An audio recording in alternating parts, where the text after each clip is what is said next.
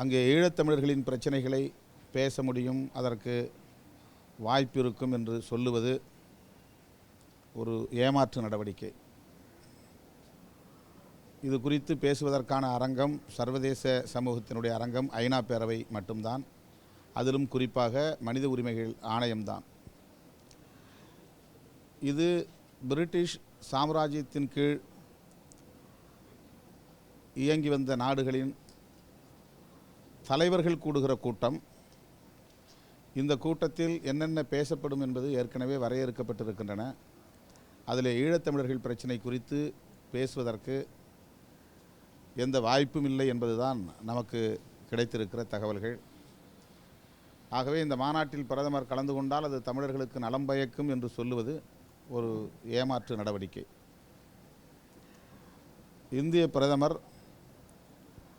திரு மன்மோகன் சிங் அவர்கள் இந்த மாநாட்டில் பங்கேற்காமல் தவிர்ப்பதன் மூலம்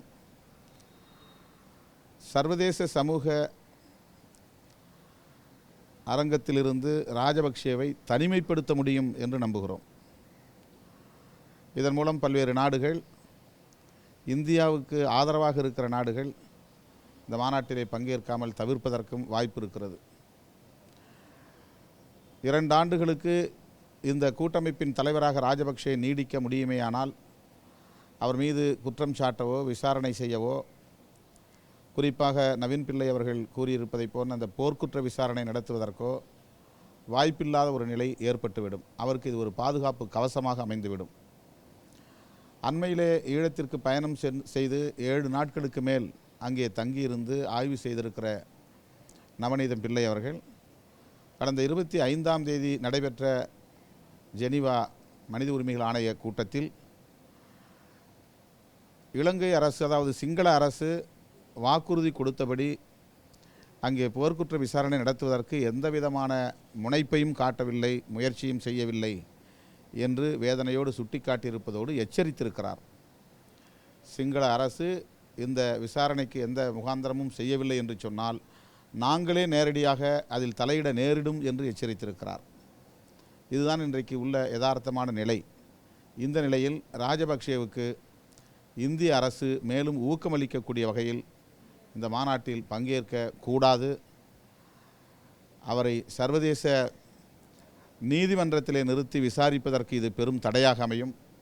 ஆகவே ராஜபக்சேவை சிங்கள அரசை தனிமைப்படுத்துவதற்குத்தான் தோழர் தியாக அவர்கள் இந்த கோரிக்கையை முன்வைத்து 14வது நாளாக தமது உண்ணாநிலை அறப்போராட்டத்தை நீட்டித்து கொண்டிருக்கிறார், தொடர்ந்து கொண்டிருக்கிறார்.